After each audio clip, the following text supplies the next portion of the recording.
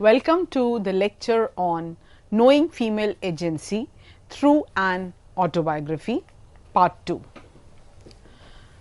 So, presently we are discussing that how Hemavati, who began her life as a child bride, negotiated and resisted patriarchy, what all changes she wanted to make in her life, and how she kind of looked forward to acquiring higher education, the desire for which she pointed out persisted throughout her life.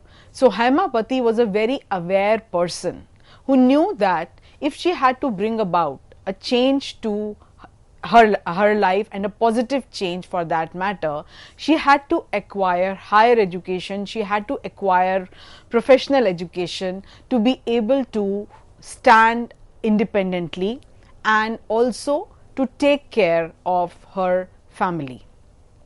So, here we see a child widow challenging patriarchy through education. The passion for studying had been instilled in her since early childhood years, because as I already discussed, she was this was promoted due to her father, who was very fond of her, and she started picking up the letters while playing with her male cousins, and also started attending lessons randomly in the outer courtyard of her house. And then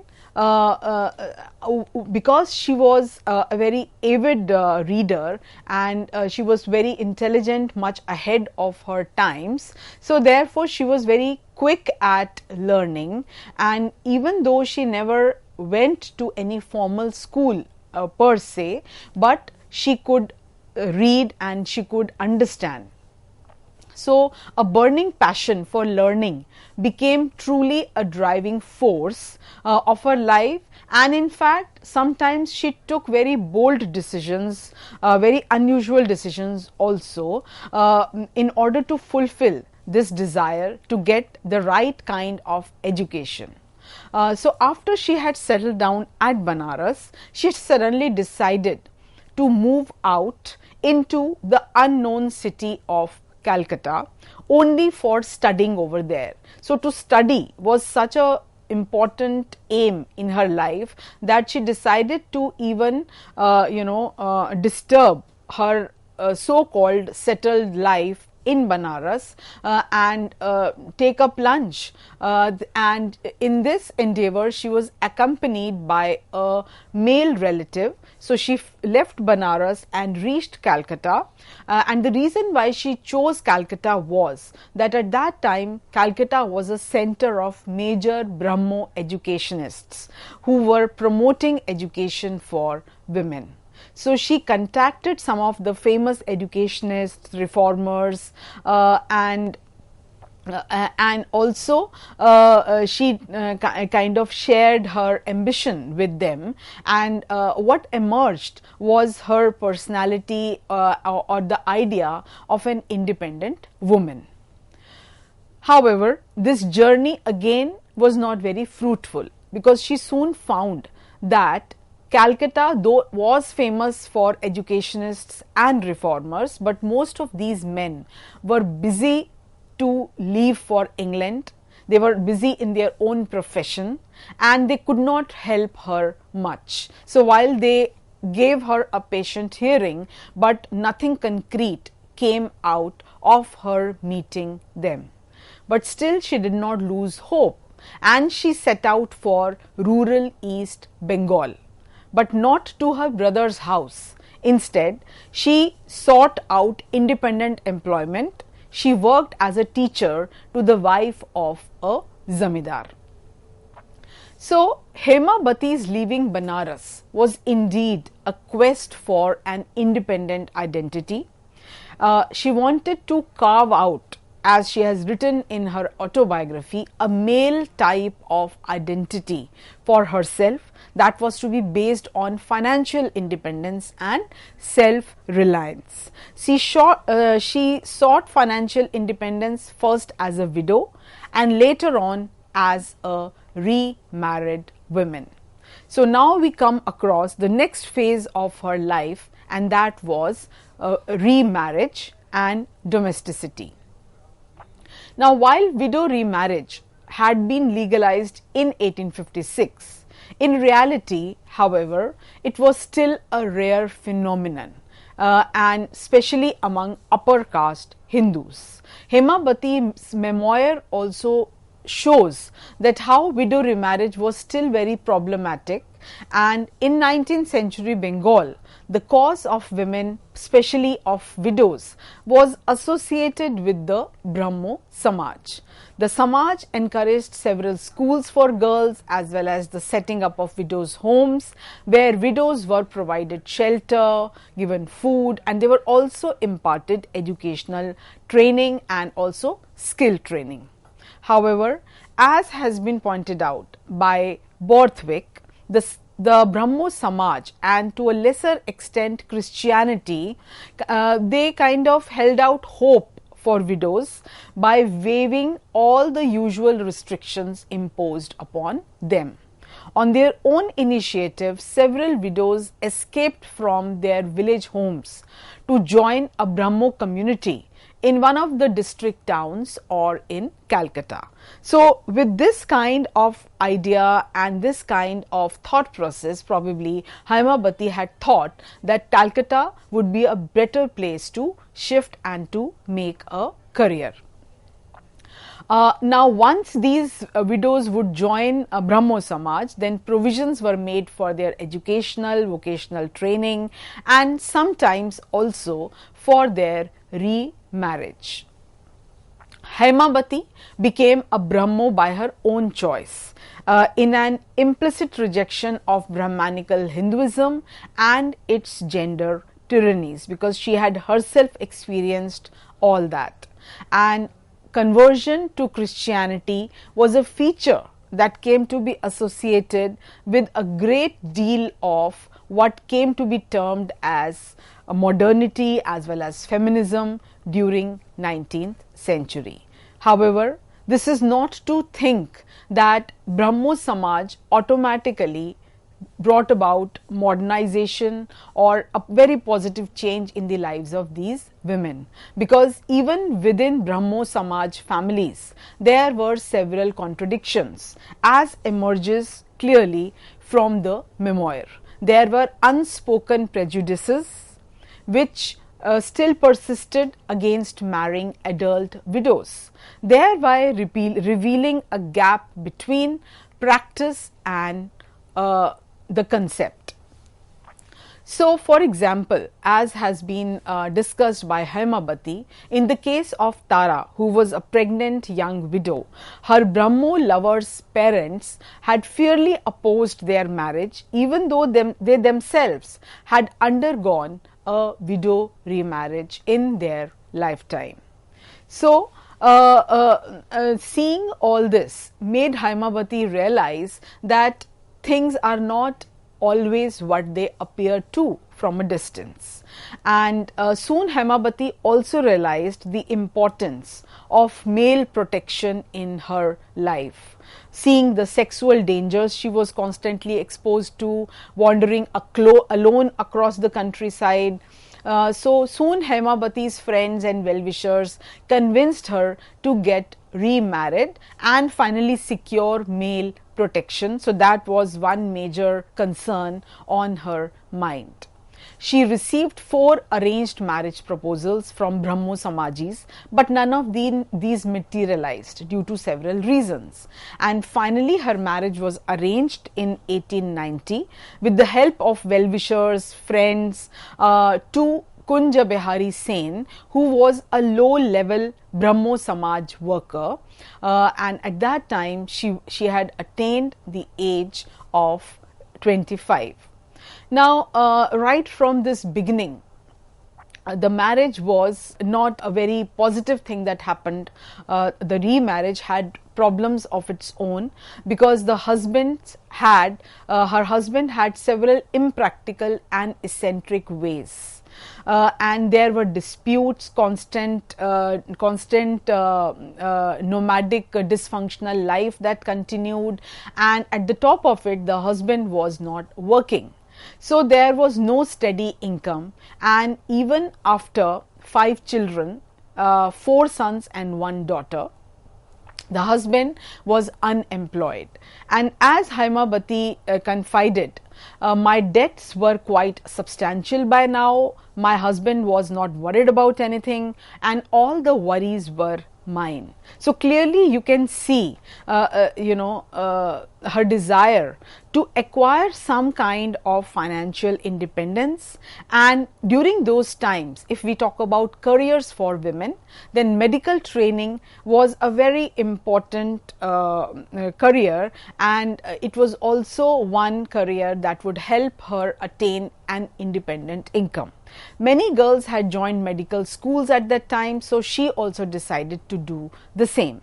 The medical profession was one of the earliest professions that Indian women entered, especially from the 1880s onwards, as has also been pointed out by Geraldine Forbes. So, when we are talking about Western medical training, it had long been available for Indian males, but it was not until 1885 that Lady Dufferin established the National Association for Supplying Female Medical Aid to the Women of India, or the Dufferin Fund. So, this fund provided financial assistance to women who were willing to be trained as doctors, hospital assistants, nurses, midwives. It also helped in establishing medical training programs for women and encouraged construction of hospitals, dispensaries, and in Bengal, women could also earn a vernacular licentiate in medicine and surgery, which was known as VLMS degree. So, the opening up of the Campbell Medical School in Calcutta to women students in 1888 marked a very important step in this direction, and Haimabati was intelligent enough to take note of that.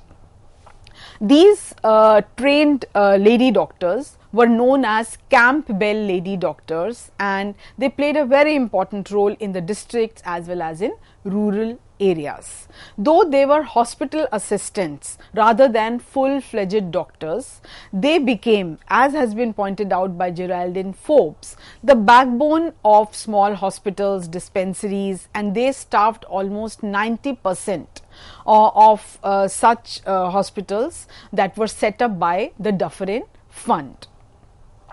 The VLMS degree thus prepared women with very little formal education to assist doctors, and although these women held inferior degrees, they were often put in charge of the hospitals that employed them. And their greatest advantage was that because they had grown up in Bengal, they knew the local language, the local dialect where they practiced, and they kind of were aware of the local situation. So, therefore, as Haimabati decided to make a career in medical college, here too she encountered issues of gender and patriarchy. So, Haimabati, with a 1-year-old child, joined the Campbell Medical School in 1891 at the age of 26, along with a few other girls. She shared that due to her intelligence, she did extremely well in her studies, and out of 4 females and 12 male students in her class, she stood first in the examination and was awarded 2 scholarships for this. However, soon she encountered institutionalized gender discrimination, because in final examinations she had topped the class and was qualified for the gold medal. However, there was a revolt against her. The boys in her college immediately went on strike in protest against her being awarded the gold medal.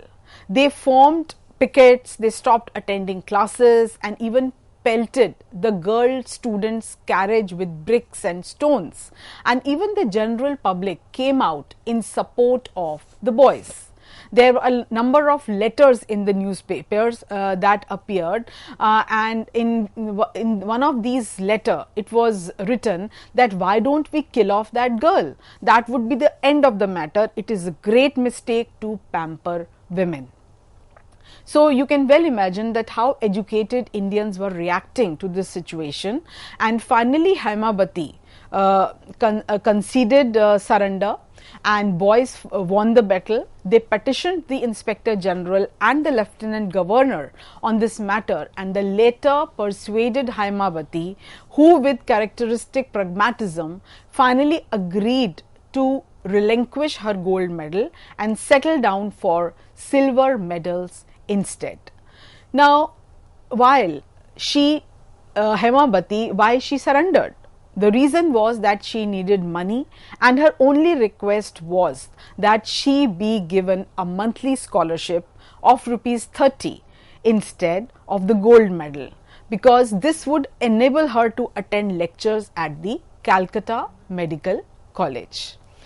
Now, this explains the real pragmatic character of Hemavati, but here also we come across certain contradictions even in the very persona of Hemavati, because soon she appeared as a subservient female breadwinner.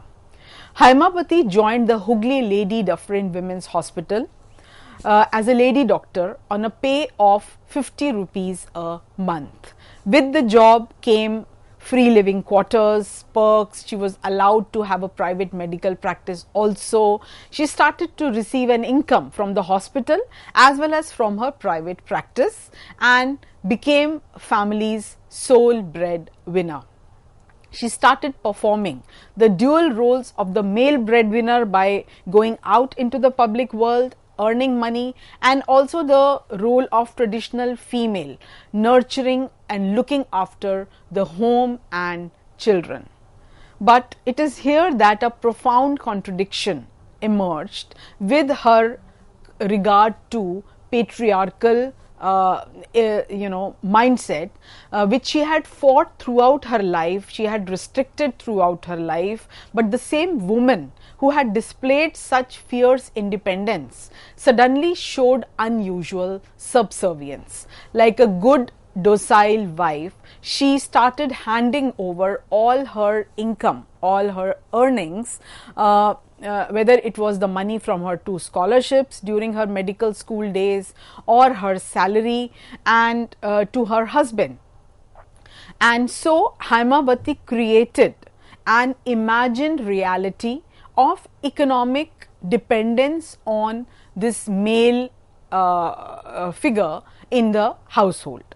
So Hemavati wrote that she had to ask him if she needed even a single paisa. I earned a lot at that time.